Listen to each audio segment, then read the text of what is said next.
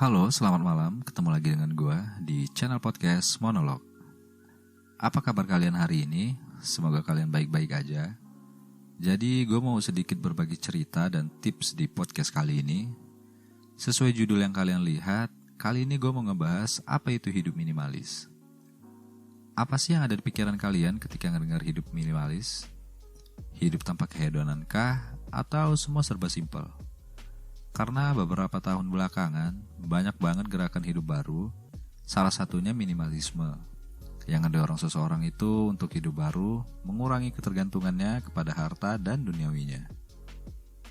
Kalau menurut gue pribadi, minimalisme itu merupakan gaya hidup yang sederhana, tidak berlebihan, dan lebih mementingkan kualitas dibandingkan kuantitas. Jadi, cara memulai hidup minimalis itu apa aja sih yang harus dilakuin?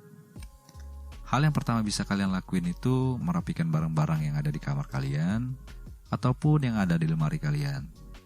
Terus kalian singkirin tuh barang-barang yang memang udah gak ada manfaatnya lagi atau memang udah gak kepake lagi.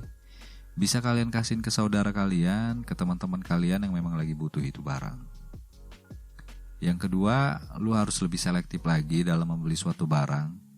Jangan karena ada diskon terus lu borong tuh barang-barang yang gak ada manfaatnya sekali di hidup lu. Contohnya kayak lu mau beli sepatu, cuma karena ada diskonnya doang, lu beli itu sepatu, sedangkan sepatu lu ada 10 pasang di rumah, kan gak ada manfaatnya. Yang ketiga, menabung.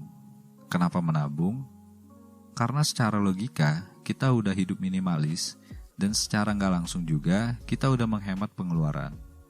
Kalian bisa menabung di bank, atau bisa juga diinvestasikan di pasar modal, seperti saham dan reksadana.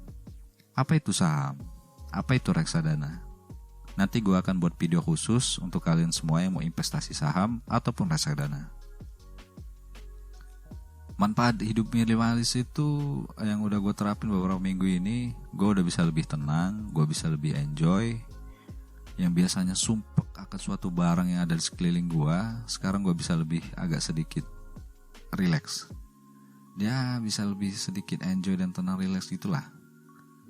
Itu aja tips dari gue, cara memulai hidup minimalis yang udah gue terapin beberapa minggu yang lalu sampai sekarang ini. Buat teman-teman sekalian, jangan pernah bosan selalu pantengin dan dengerin podcast monolog gue. Gue akan selalu berbagi tips dan pengalaman yang semoga bisa bermanfaat buat teman-teman semua. Kalian juga bisa komen di bawah tema apa yang mau kita bahas di podcast selanjutnya. Kalian juga bisa ngedengerin podcast monolog gue di aplikasi Anchor, Spotify, Google Podcast, dan Apple Podcast. Jangan lupa juga follow media sosial gue, linknya ada di bawah kolom deskripsi.